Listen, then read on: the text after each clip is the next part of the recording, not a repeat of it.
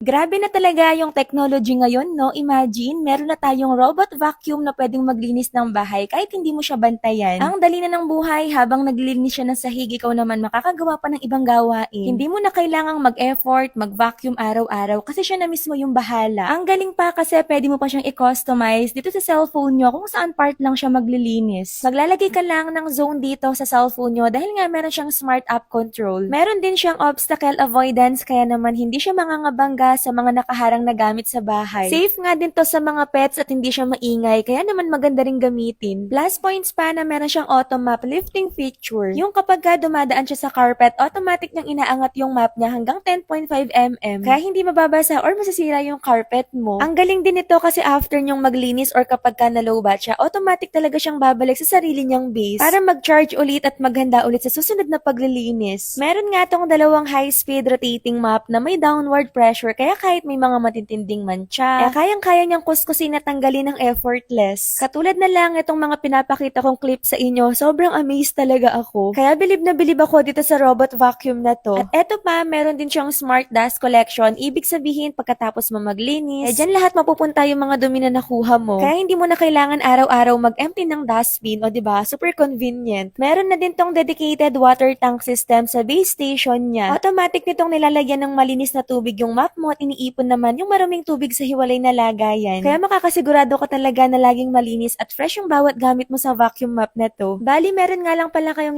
i-scan na QR code dyan para ma-download nyo yung app na gagamitin nyo para sa vacuum. Yun yung smart control app na sinasabi ko kanina sa inyo. Kung saan pwede mong i-schedule, i-customize ang cleaning zone at i-monitor ang trabaho niya. Kahit nasan ka pa, isang tap lang sa phone at automatic nang gagawin ng robot vacuum ang paglilinis na gusto mo. Imagine this, meron pa siyang 13,000 PA suction power. Grabe, sobrang lakas nun. Kaya kahit na maliit na alikabok pa or matitinding dumi sa sahig at carpet, wala siyang kawala. Eto na ang hassle-free cleaning solution mo, the Genie D20 Ultra Robot Vacuum. Bye! Mwah!